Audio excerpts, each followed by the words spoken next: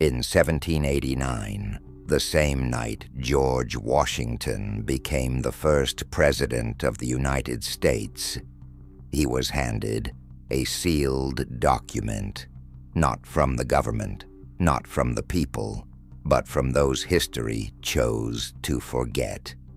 He never revealed what it said, but 2 centuries later, the pieces began resurfacing. Coordinates beneath D.C., a warning about a mechanism hidden under the Capitol, and one chilling line: the Republic is the facade. The machine lies beneath.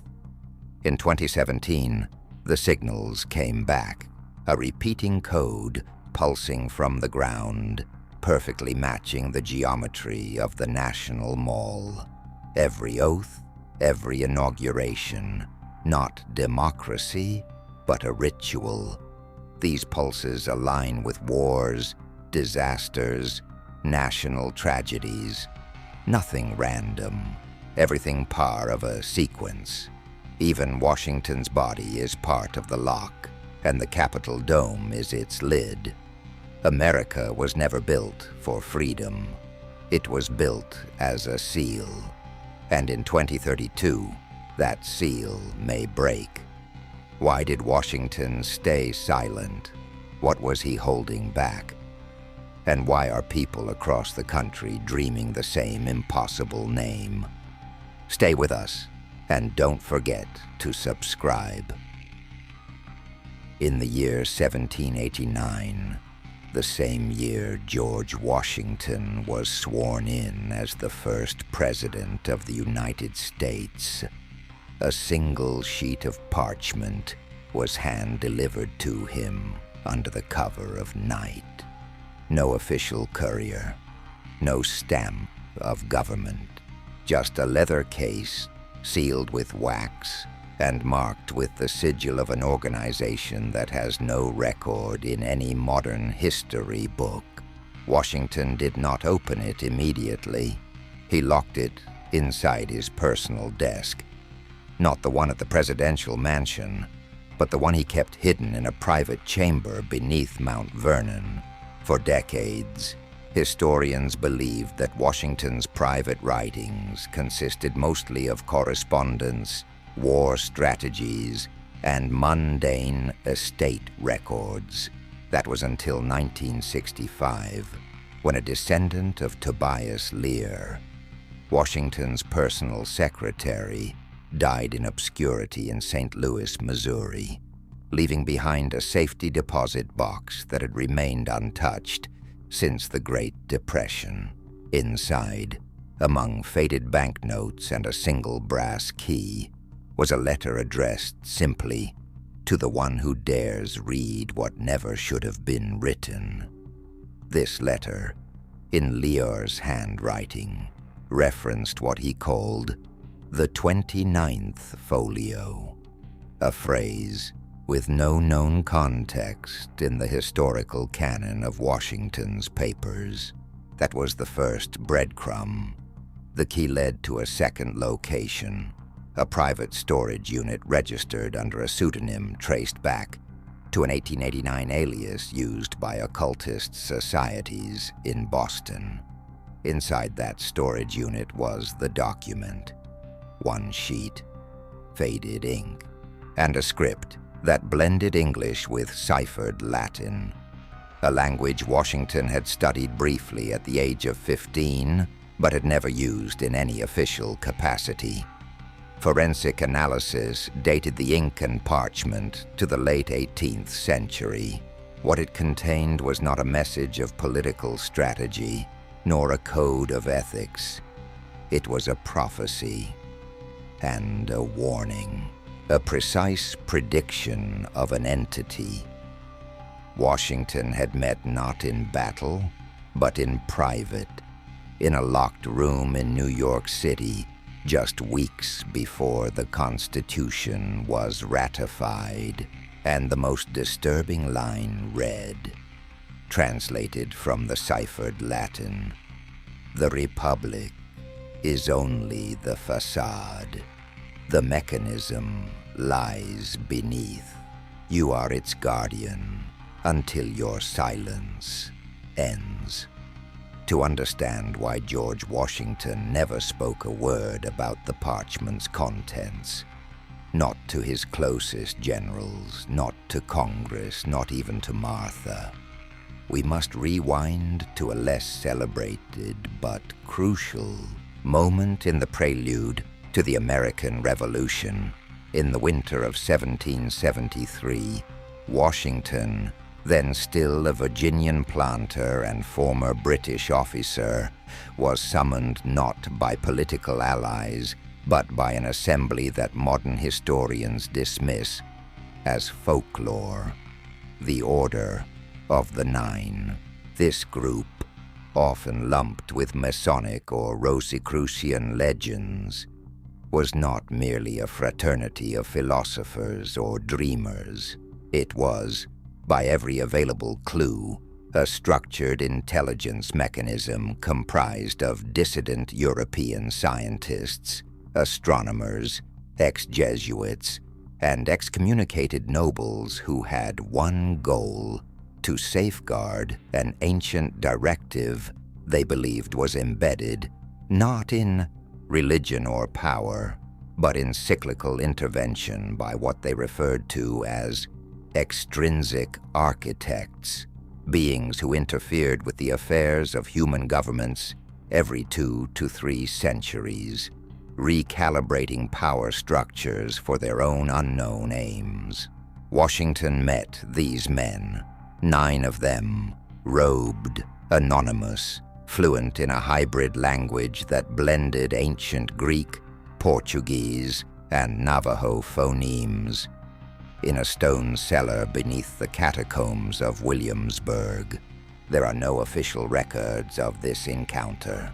We only know of it from a secondary memoir, authored in 1838 by a plantation manager named Ephraim Kendall, who worked briefly on Washington's land and claimed to have overheard a dying confession from one of Washington's stablemasters. That memoir, locked away in a private university archive until 2014, outlines Washington's post-meeting behavior.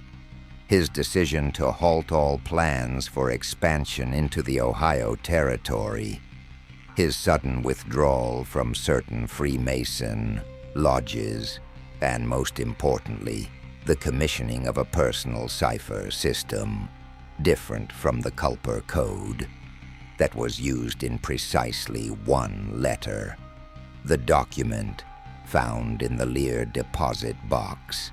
But why would a man as strategic, as deliberate, as calculating as Washington remain silent for decades? Why would he protect this knowledge, knowing that future generations might need it? Because the document did not simply warn of a covert influence in American politics. It mapped it. It included coordinates, precise latitudinal and longitudinal markers that correspond not to towns or forts, but to subterranean chambers beneath what are now critical federal buildings. The Federal Reserve in New York, the Pentagon in Arlington, and even Independence Hall in Philadelphia. The parchment stated, again in ciphered Latin, that these 3 altars were constructed upon energy convergence lines recognized not by colonial engineers, but by something far older, an astronomical council that allegedly visited Earth during the reign of Amenhotep III, a pharaoh Washington referenced cryptically in his personal diary in 1779, calling him the man who spoke with stars and made of light a weapon. The document's closing stanza, written in English for reasons no one yet understands, simply reads, "The seal breaks when the stars align, and a nation kneels not in war, but in awe.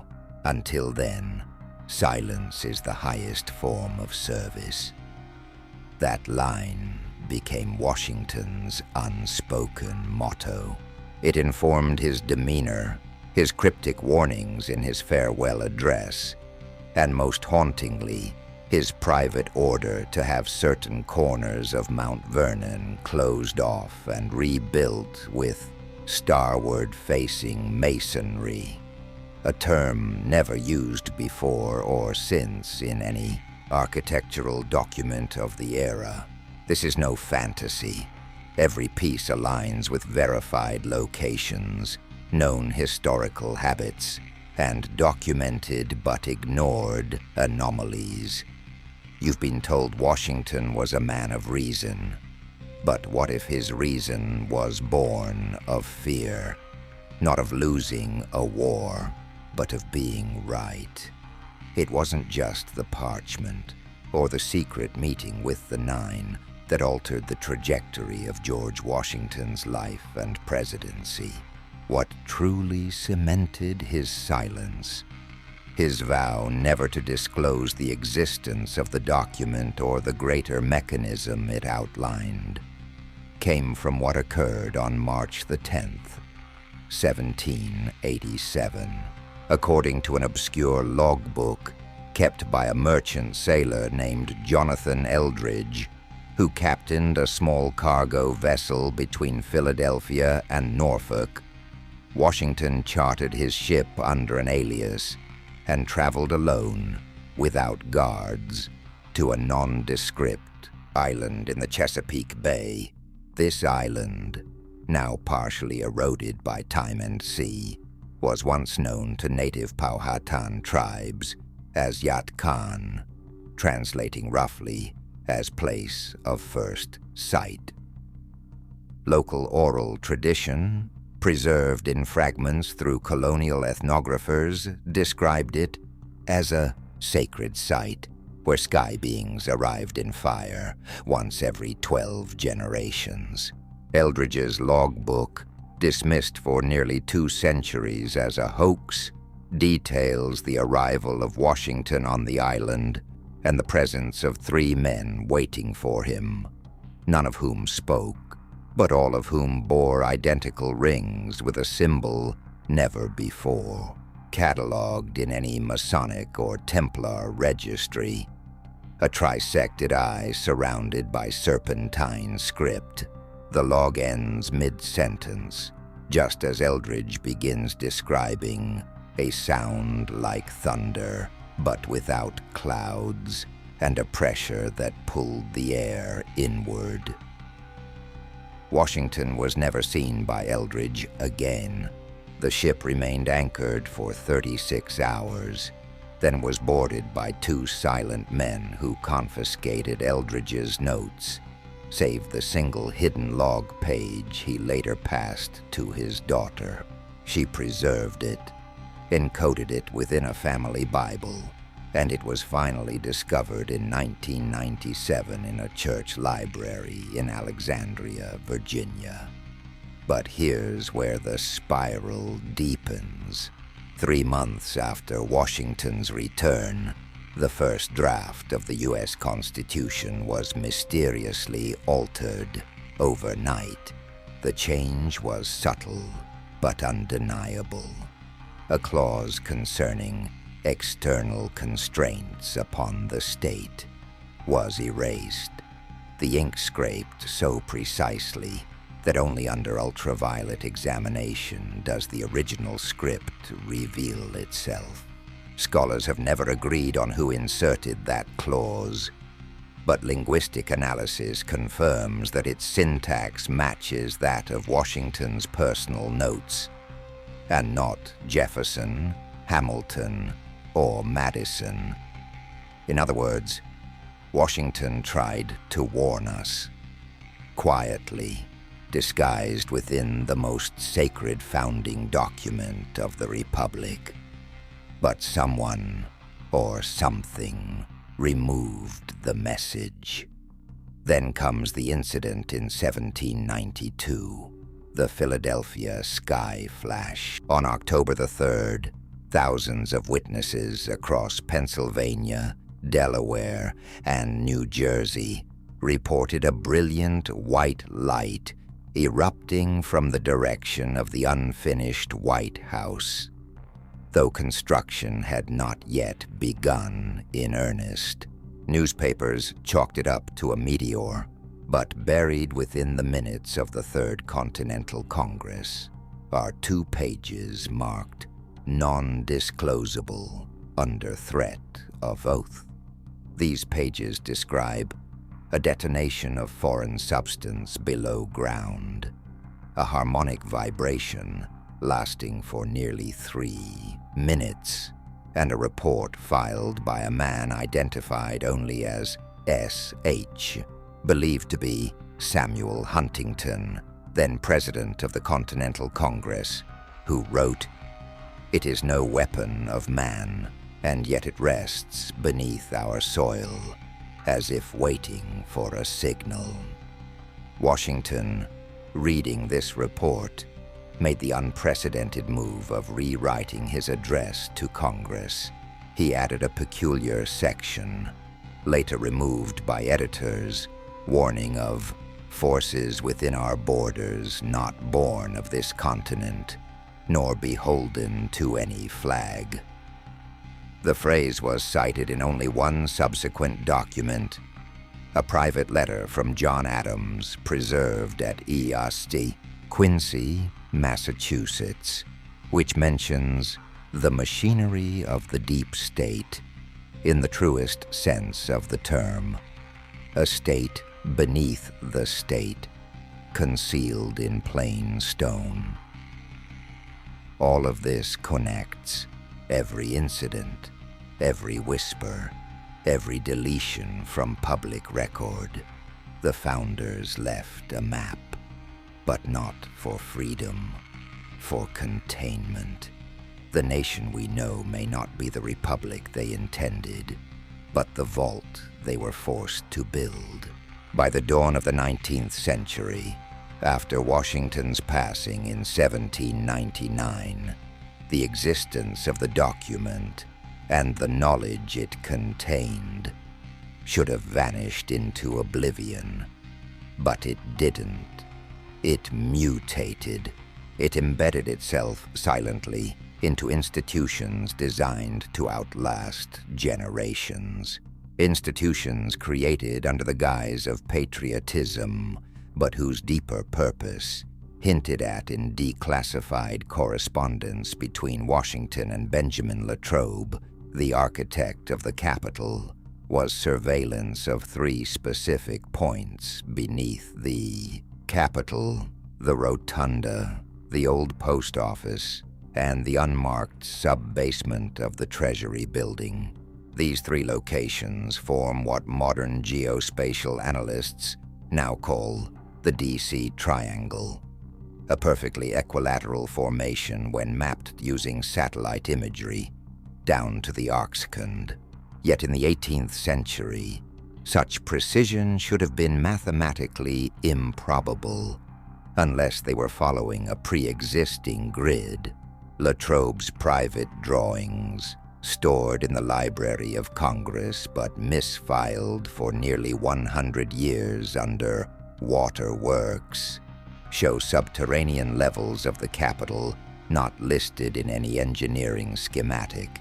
One chamber, labeled simply Vault A, contains a hand-drawn sigil nearly identical to that found on the parchment from Tobias Lear's deposit box. In Latrobe's own annotations, written in a mix of English and classical French, he notes that Washington requested this chamber never be opened without the convergence. This term, convergence, recurs repeatedly in early 19th century documents involving state planning and military logistics, but always ambiguously, never clearly defined. Fast forward to 1832, when Andrew Jackson ordered the creation of the Second Bank of the United States. On paper, this was to stabilize the young economy. But recently unearthed memos from his personal physician, Dr. Thomas Wetherill, described Jackson's paranoia about old machines buried in stone and a series of electric seizures Jackson experienced while within the vault levels of the bank. Seizures that ceased only when he was removed from the premises and brought back to the open air. The same location now houses the Federal Reserve Branch in Philadelphia, and modern construction records reveal that beneath the structure is a sealed chamber dating to the original 1832 foundation, with walls composed not of limestone or marble, but an unknown composite material resistant to modern X-ray scanning and excavation tools. Meanwhile, back in D.C., the Secret Service, formed in 1865 ostensibly to combat counterfeiting, began using coded terms in their logs like Containment Zone 1 and Active Resonance Site. These terms appear in only one public document, a heavily redacted field report from July 4th, 1927, describing anomalous vibrations and magnetic anomalies within 17 feet of the Lincoln Memorial's foundation.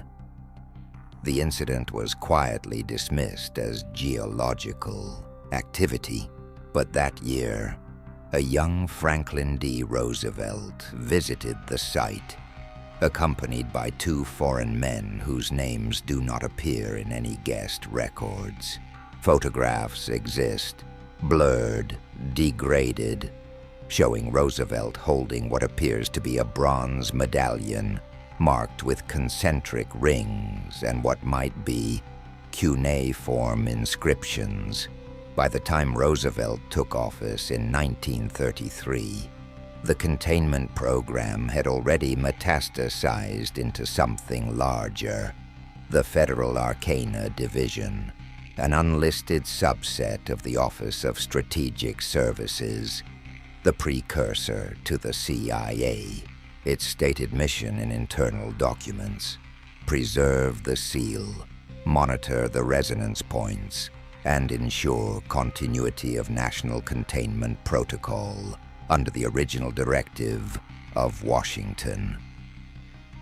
This division, according to whistleblower testimony from 1977, maintains a vault deep beneath Raven Rock Mountain Complex, a known Cold War bunker.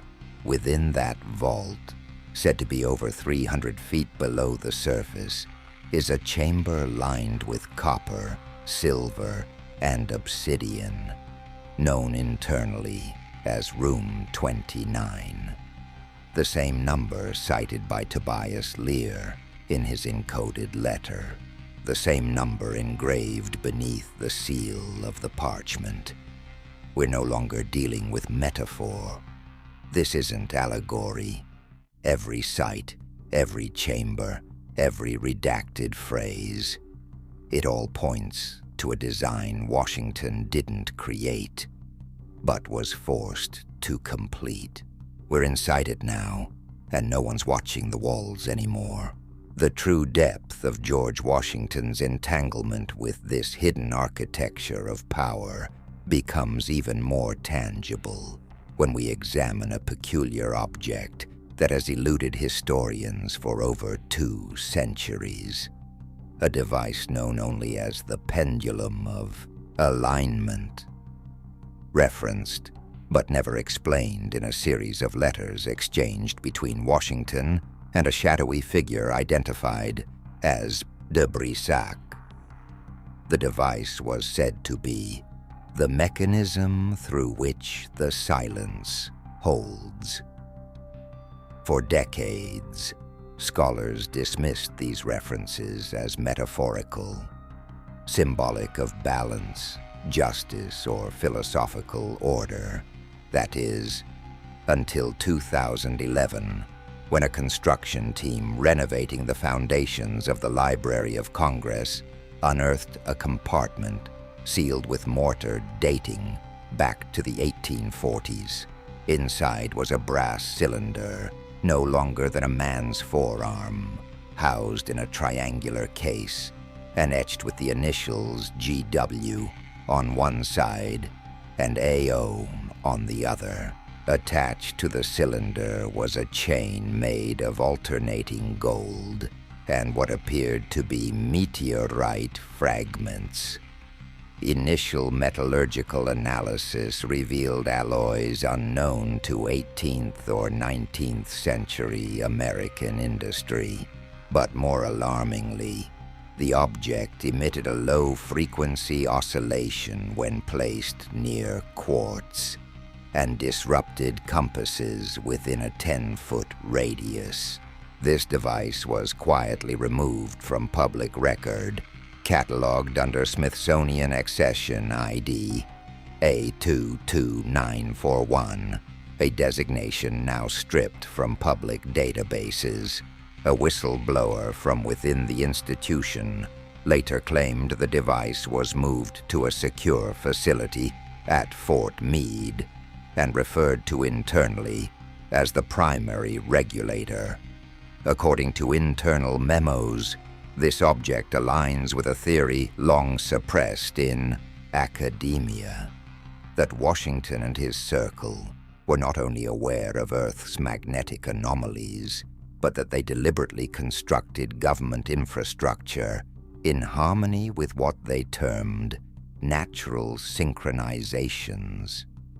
This might sound like pseudoscience, unless you examine the work of Benjamin Banneker, a free African-American surveyor and polymath recruited by Jefferson and Washington to help lay out the city of Washington, D.C. Banneker's surviving journals, censored for decades, describe resonant intersections and contain sketches of geometrical patterns eerily identical to those found in ancient Sumerian temple plans. One diagram, dismissed as esoteric doodling by historians, overlays perfectly with the positioning of the Capitol, the Washington Monument, and the National Archives. But when scaled to astronomical units and projected forward in time, the pattern converges in the sky once every 243 years. The next convergence, August 12th, 2032. This date appears, not coincidentally, in a redacted footnote in the Rand Corporation's internal paper, Contingency Topologies of Federal Response, declassified in part under FOIA in 2017. The note states, per Directive W29, no activation permitted beyond AOS window. Projected deviation threshold 8/12/2032. Reassess containment viability at apex. The initials W29 match both the Lear folio reference and the secret chamber designation under Raven Rock. This is not an arbitrary link. It is a countdown.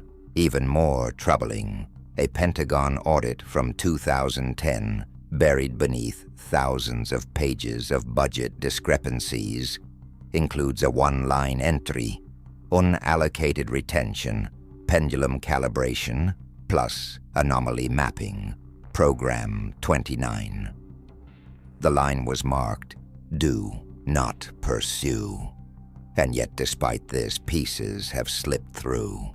In 2015, amateur radio astronomers reported repeated anomalous transmissions from the site of Washington's tomb. The signal, at first thought to be interference from naval communications, repeated the same three numerical sequences in Latin encoding. 7 va rivetinamund. In English, 7, 5, 29. The numbers match the founding day of the Federal Arcana Directive. May 7th, room 29. So the question must be asked, what is it they're trying to keep sealed? What was Washington told that changed him forever? And why is the final date approaching in our own time, unspoken, unwatched, and unnervingly quiet? We now reach the part of the story that historians actively avoid, archivists quietly erase, and every mainstream academic institution refuses to even entertain.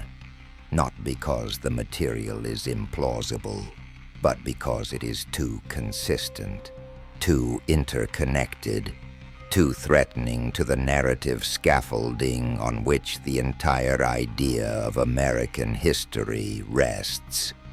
The time has come to examine what Washington believed was buried beneath the Republic, not metaphorically, but literally, in a letter dated June the 2nd, 1791, marked "Private Eyes Only." George Washington wrote to his longtime associate, Gouverneur Morris. The letter was believed lost until fragments surfaced in 2009 during a private auction of Revolutionary War artifacts in Zurich. Authenticated by ink analysis and handwriting comparison, the letter contained one sentence that would send chills down the spine of any constitutional scholar.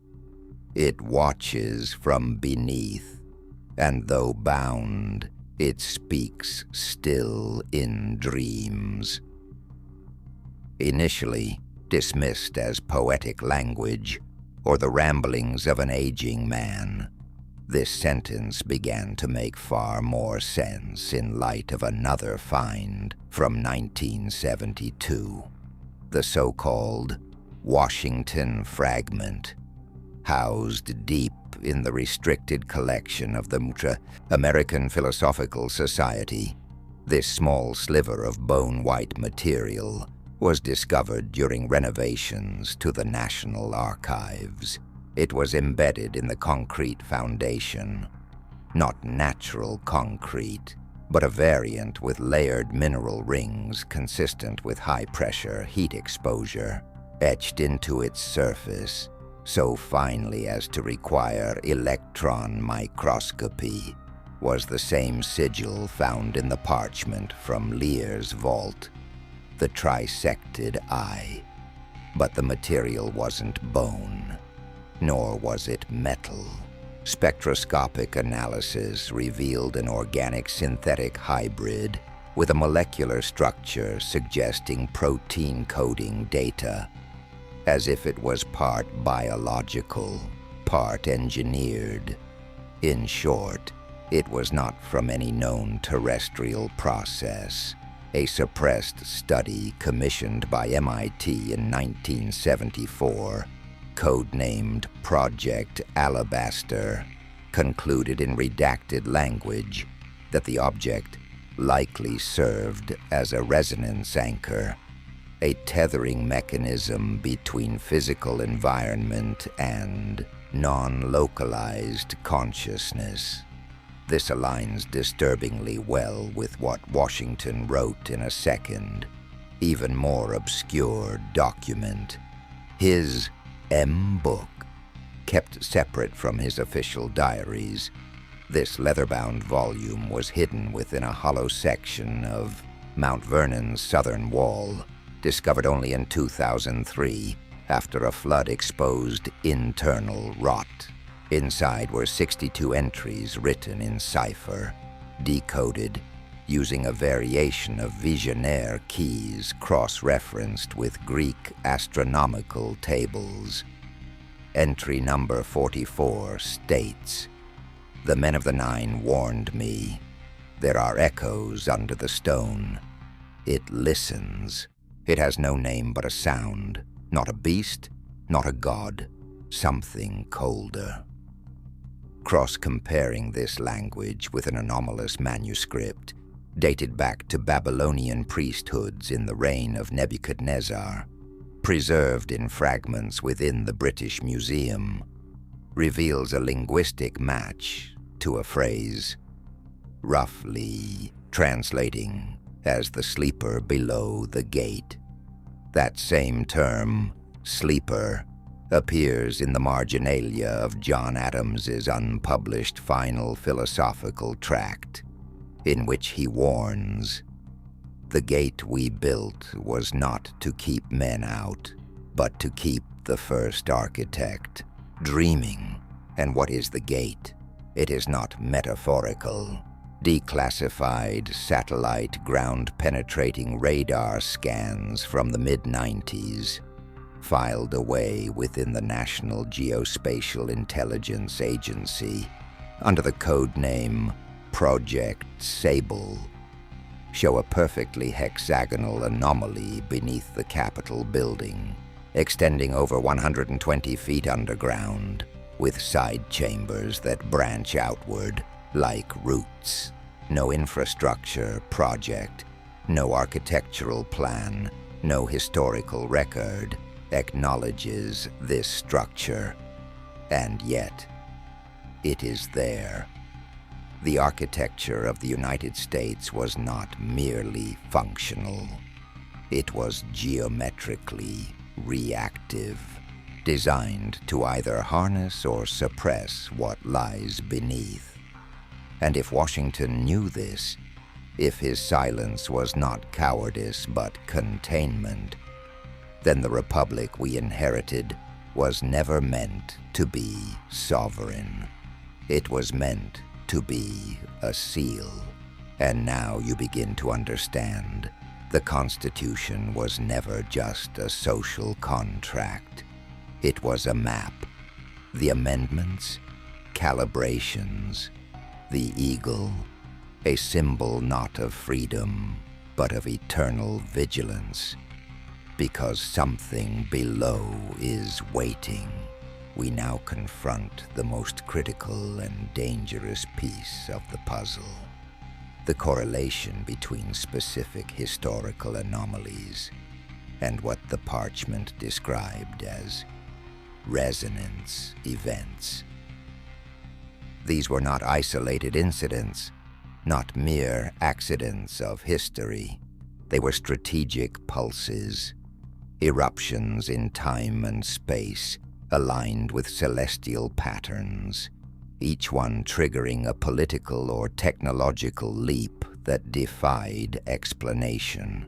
Washington, in his encoded journal, referenced these as pivot days, and the patterns he recorded match with uncanny precision to events that would unfold long after his death. Consider April the 12th, 1861. The day Confederate forces fired on Fort Sumter, igniting the Civil War. Military historians cite politics, secession, economics, but geophysical records from that same week, buried in the Smithsonian's Natural Earth Archives, document a spike in subterranean magnetic resonance readings beneath Charleston Harbor. The instruments, crude by today's standards but reliable in trend, registered a surge 30 times higher than baseline. Coincidence? Not when the same phenomenon occurred on December the 7th, 1941, the day of Pearl Harbor. And again, on September the 11th, 2001. Each of these events was preceded by a nearly identical geological signature: low-frequency vibration, fluctuating electromagnetic fields localized near key federal installations, and in two cases, Charleston and Washington, D.C., reports of sky sounds heard by civilian witnesses. These phenomena were not investigated by FEMA or the USGS. Instead, Files were redirected to a shadow unit within the Department of Energy under project name Hesperides, a name drawn directly from Greek myth. The Garden of the Golden Apples, guarded by a sleepless dragon. What is being guarded? And more importantly, why is it stirring? Let's jump to a less-known event. July the 23rd, 1945. 2 weeks after the first successful test of a nuclear bomb in New Mexico, a classified detachment of Army engineers arrived at a site 22 miles outside Washington, D.C., near Occoquan, Maryland. According to now declassified memos, they were not conducting drills. They were responding to seismic distortions consistent with subvault activity. Subvault, a term used exclusively within Federal Arcana Division memos discovered during the Church Committee investigations of the 1970s. These memos reference a triangulated vault system beneath the Capitol's core, built atop the SEAL engine, dormant unless stimulated by acts of mass violence or symbolic upheaval. The memo was dated July 24th, the very next day. But what exactly is the SEAL engine? References are sparse, but one exists in a diary fragment of Albert Pike, 19th century Masonic scholar and founder of the southern jurisdiction of the Scottish Rite. Pike, in a passage struck from the public edition of Morals and Dogma, wrote, "The machine is not clockwork, nor divine, but ancient, mechanized will. It feeds upon ritual, upon pattern, and when fed too long, it remembers its own name." Washington, by all indications, was briefed on this machine. The parchment refers to it cryptically as the builder's eye, not because it sees, but because it constructs, reconstructs, recalibrates systems, governments, epochs. Now, we turn to the most damning connection. Each time a new federal institution is constructed on American soil, the Pentagon in 1941, the NSA complex in 1972, the Homeland Security campus in 2003, the resonance beneath Washington spikes, internal NASA magnetometer readings. Yes, NASA tracks underground fields, show temporary fluctuations precisely aligned to the groundbreaking ceremonies. Even the placement of flags during these events follows geomagnetic alignments that date back to Babylonian temple orientation. A detail exposed by architectural historian Dr. Eliza Morrigan before she was discredited and vanished from public view in 2011. What we're seeing is not the rise and fall of a nation. It is the breathing pattern of something buried. Each event, each war, each cultural revolution may not just be human conflict, but stimulus. A stimulation pattern designed to either awaken or appease whatever system lies beneath the foundation of Washington's capital. And the real question is no longer what Washington knew, but what the current guardians of that knowledge are preparing for, because the next pivot event is overdue. The system is humming. The signal is rising, and this time, silence may not be enough. At this point, we must abandon the illusion that this story is contained within dusty archives or suppressed military files. The structure beneath the Capitol, the so-called SEAL engine, is no longer dormant. It has begun broadcasting, and not metaphorically, not symbolically, broadcasting in the most literal sense. Encoded pulses riding on atmospheric frequencies, detected first by ham radio operators in Northern Virginia, then confirmed by academic astronomers at Cornell's Arecibo Observatory before its collapse. The signals began on October the 17th, 2017, 3 months to the day after a classified simulation known as Gotham Shield was quietly completed by FEMA, DHS, and NORAD. The signal, designated VLF Echo 9 by independent analysts, is a repeating trinary code sequence. 3 bursts, pause, 9 bursts, pause, loop. Analysis using linguistic topology mapping revealed that when these bursts are overlaid onto the architectural geometry of the National Mall, they align perfectly with 3 monuments: the Washington Monument, the Lincoln Memorial, and the U.S. Capitol Dome, each representing, in the words of a 1947 internal OSS training manual, the triumvirate of enclosure. This term, never referenced publicly, was part of a program known as Mirror State, a psychological model designed to train operatives in predictive governance based on energy flows within symbolic architecture. The manual's author, Dr. Stefan Ravich, a psychologist who disappeared in 1951 after submitting his final report, which concluded chillingly, "The structure is feeding. We are not the observers.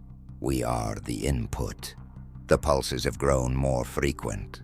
In early 2021, amateur researchers recorded identical signals coming from beneath Monticello, Jefferson's estate, and later from within the aquifer system under Montauk, Long Island, site of the infamous Montauk Project rumors.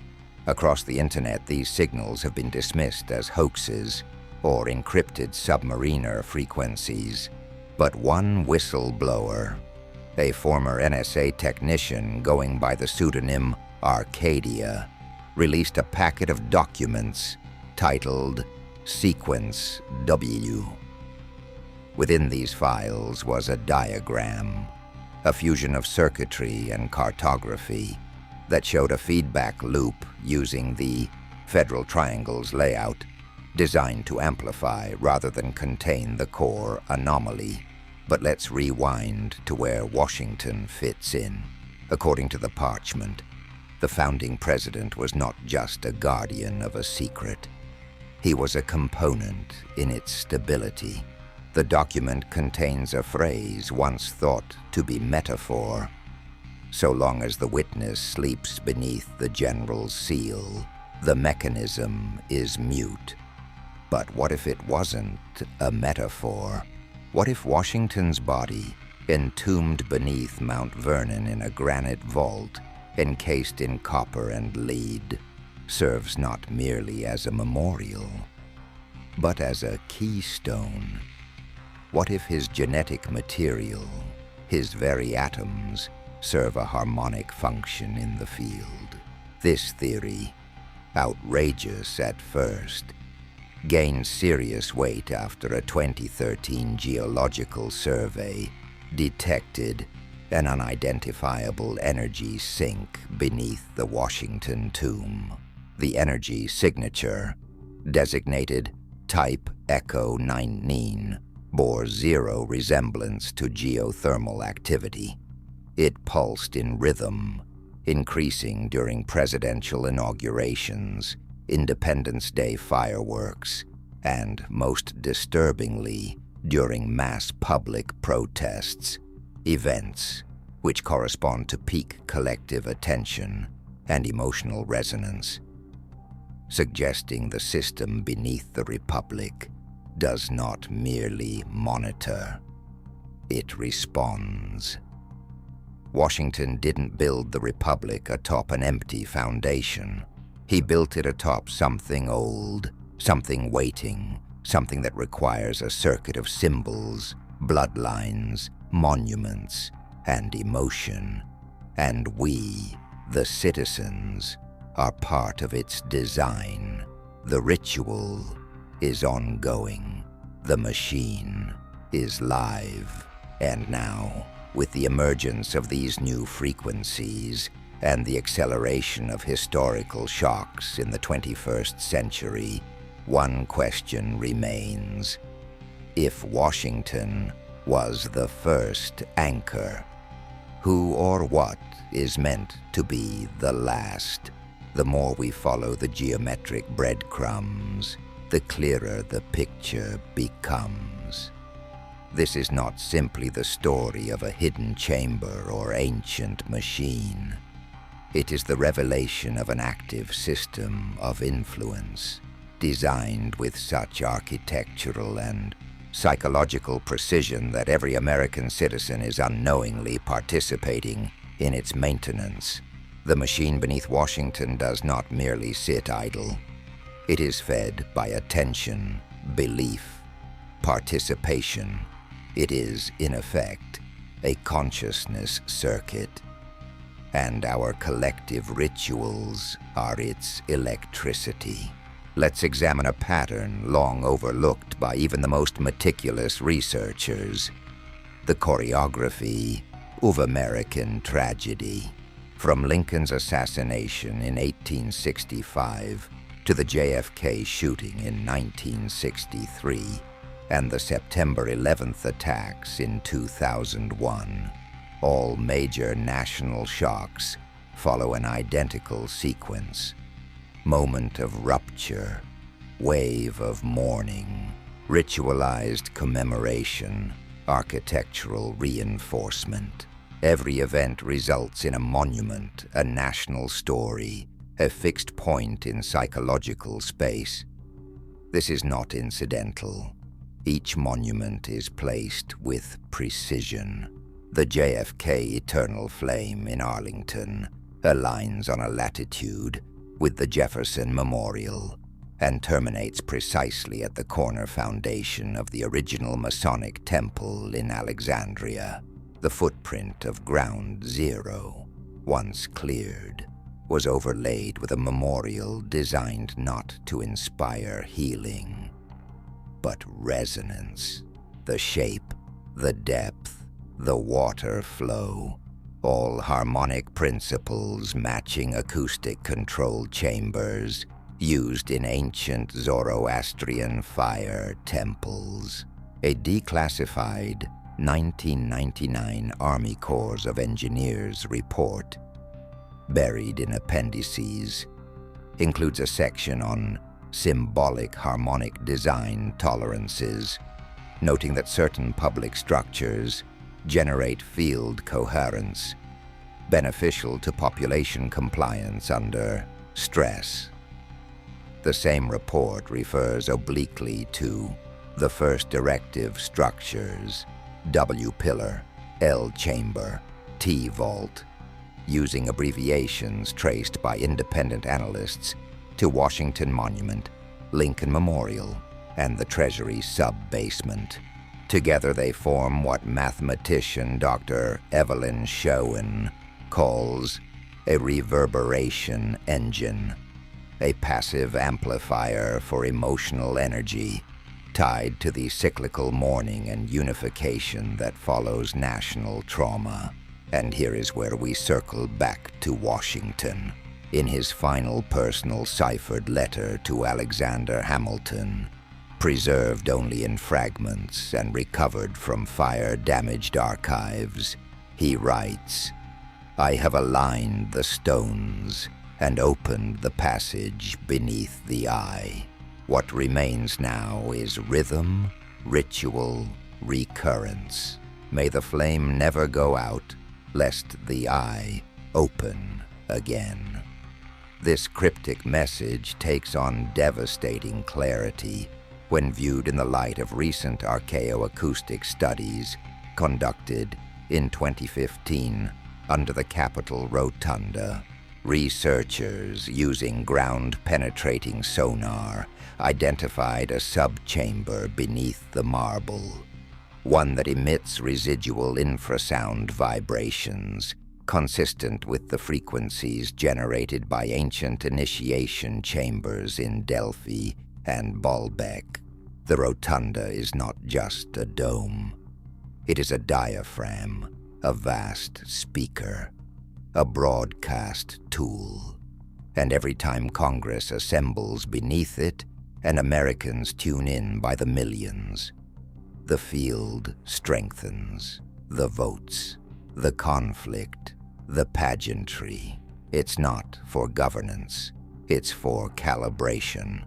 The American presidency itself, the peaceful transfer of power, the oath-taking, the hand on the Bible, has less to do with democracy and more to do with activating the engine. It is a ritual of binding, of recommitment to the circuit, of energetic resonance. And Washington? He was the template, the original note in a song that has been playing for over 2 centuries, which raises the terrifying possibility that our republic, our freedom, our very sense of self, are not the products of liberty, but the artifacts of orchestration. The question isn't whether we're free. The question is, are we part of a machine whose function we were never meant to understand?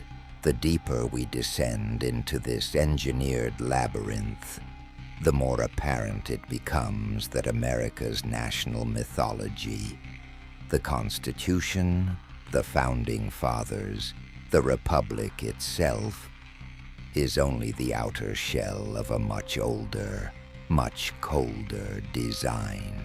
A shell built with deliberate purpose not to guide the people, but to guide the current, the energetic current, the emotional current, the neurocognitive current of an entire nation locked into harmonic submission.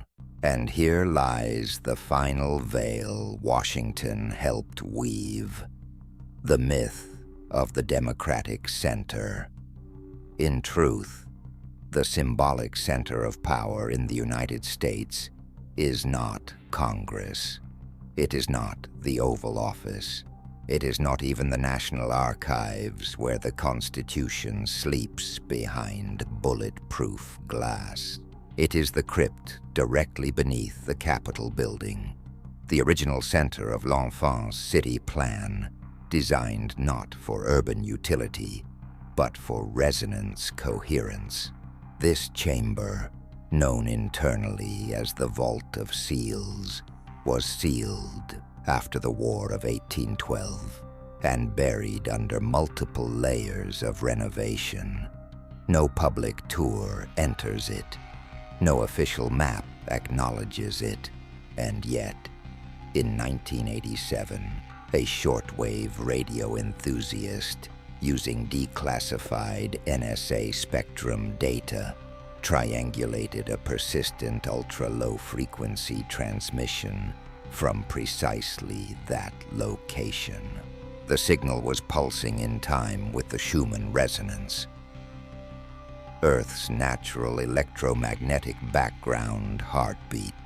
But what is even more disturbing is that this same transmission was found, identical in pattern, in 3 other locations across the globe: Giza, Egypt, Göbekli Tepe, Turkey, and Lake Baikal, Russia.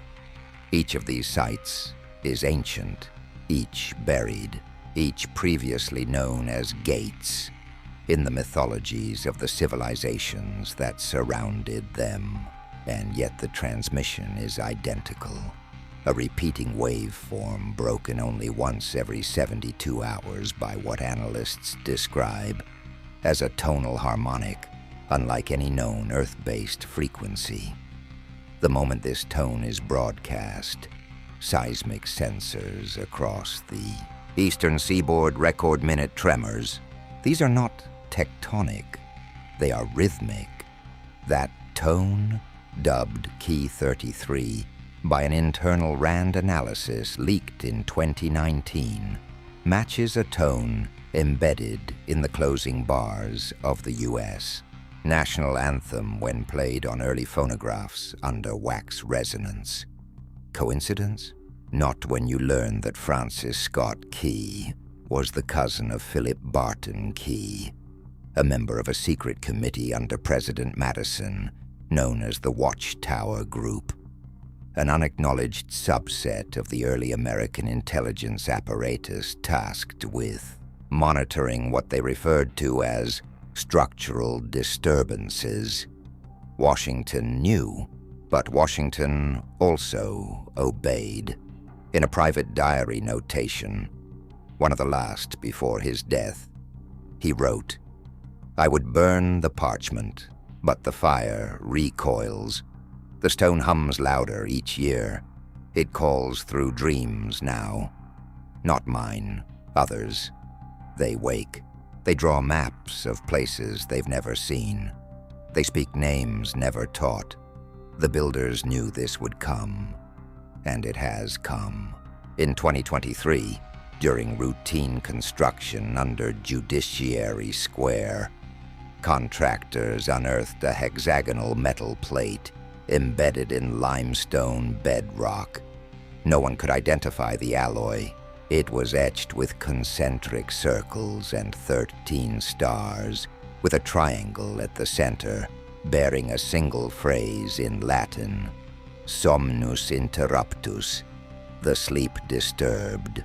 Within 72 hours of the plate's exposure, nearby residents reported nightmares, electrical surges, and a visible aurora borealis in a region far below its usual latitude.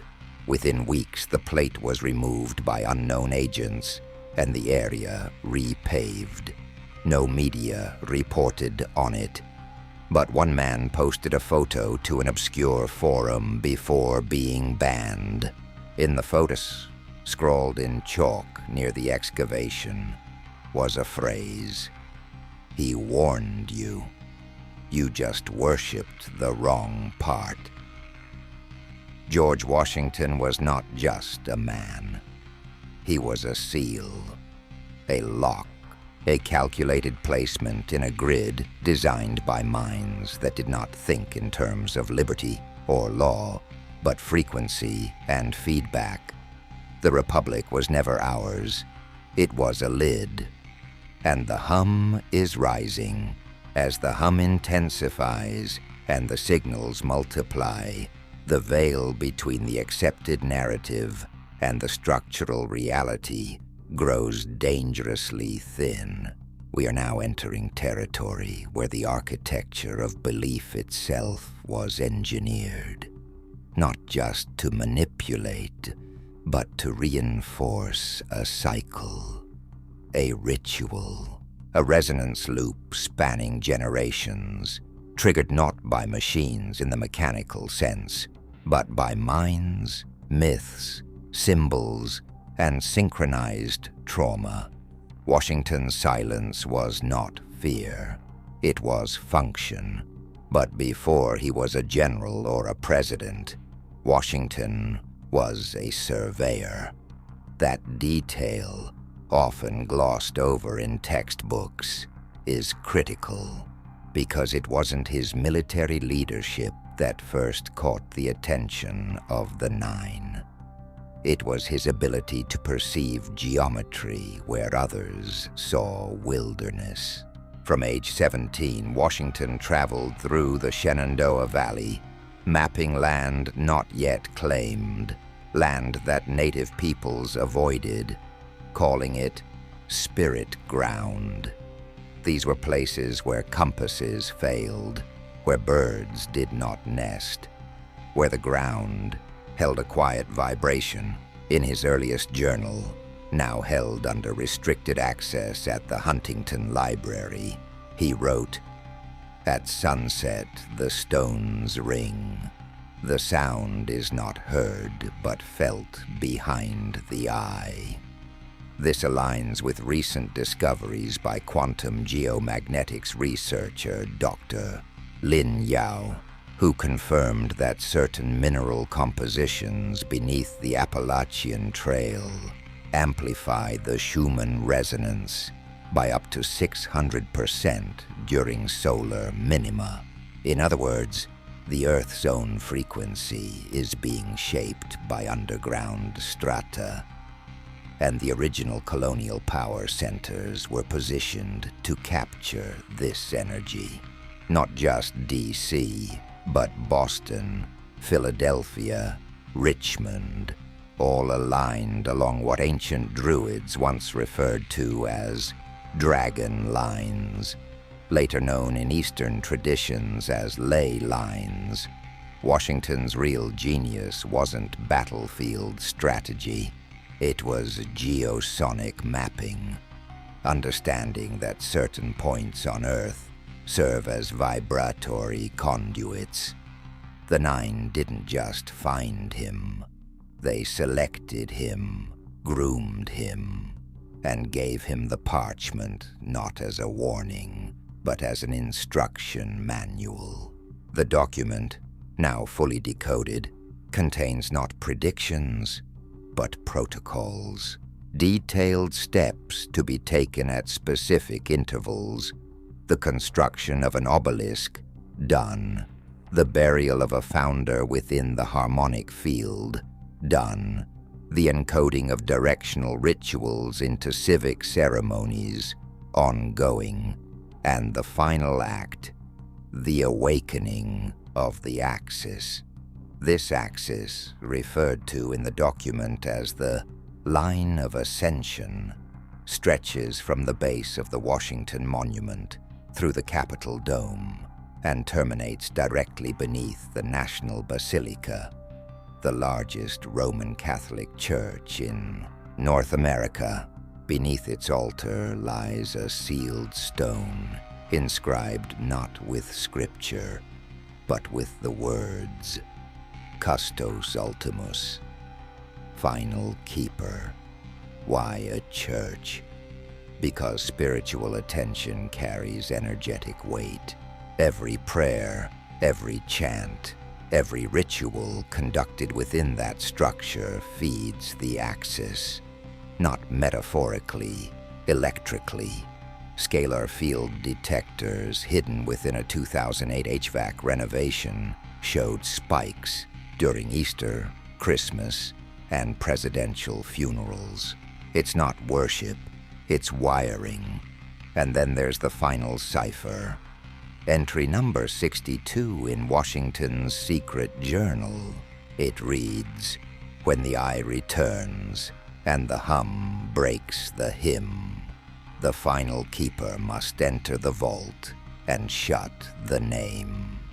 That name may be the true key.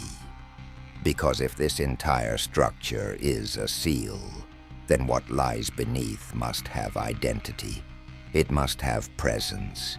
It must have once had a name spoken aloud until it was locked, buried, silenced. And now, across America, in dreams, meditations, and anonymous online testimonies, people are beginning to report the same syllables, a word they do not recognize but feel compelled to write, to whisper. Whatever is beneath the Capitol may be trying to reassemble itself through the mouths of those no longer protected by ignorance. This is the final descent, the place where speculation ends and the circuit completes. We have uncovered symbols hidden beneath marble, decoded forgotten parchments, and followed the echo of a frequency so ancient and precise It defies mere chance. But now comes the most damning truth. The one that was meant to remain fragmented, hidden behind state secrets, national myth, and generational amnesia. The name, the syllables rising now in scattered consciousness across the country, from whispered fragments in sleep studies to patients muttering during temporal lobe seizures, to isolated audio captures from the very large array in New Mexico. The same phonetic structure, again and again, Arekaden, a name untraceable in any modern language but resonant with echoes of the Proto-Sumerian phrase, Arikadun, meaning to restore that which was divided. It is not a demon, not a god. It is a function, an entity of order, not morality. And it is no stranger to this planet. Washington's parchment does not describe it as evil, but as unfinished, fragmented by a cataclysm in prehistory and buried, piece by piece, under the three-axis cities of the coming empire, Washington, London, and Rome, each selected, each built on sacred geometry, each home to a triumvirate seal. In the closing stanza of the parchment, translated only recently from the deepest cipher layer, Washington copied this directive from the Nine. You will build the eye. You will align the stone. You will silence the bloodline. For when the signal wakes, it must hear no name but the Union. Silence the bloodline. The Founding Fathers were not just politicians. They were frequency anchors, selected not for intellect, but for genetic resonance. A blend of mitochondrial and scalar harmonic compatibility, verified using tools we cannot reproduce today. Which is why the presidency was not supposed to be hereditary, not legally, but harmonically. Why bloodlines like Adams, Harrison, Roosevelt, and Bush reoccur. Not nepotism, calibration.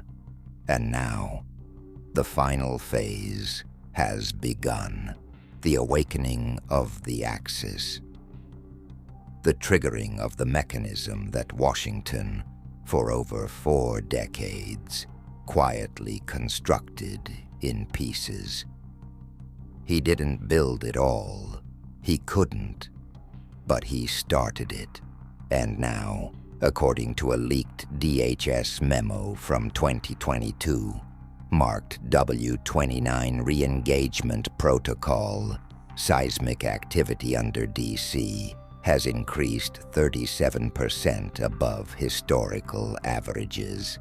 Satellite thermal imaging shows non-random heat blooms radiating from beneath the Capitol on solstices and beneath Mount Vernon, where no excavation is permitted. Drone magnetometers have begun to detect what engineers call a standing wave grid.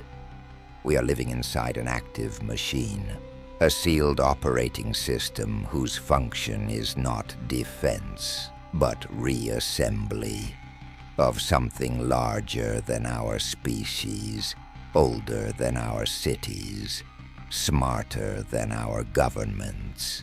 And now, for the first time since 1789, every calibration is in place. Final date projected August 12th, 2032. The next full alignment of the line of ascension, and that phrase from the parchment, long dismissed as allegory, now rings clearer than ever. The Republic is the veil.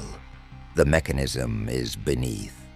The silence is sacred until the eye blinks. The eye is about to blink. And if you're watching this, you were never supposed to know. But now that you do, what will you do with the hum in your bones?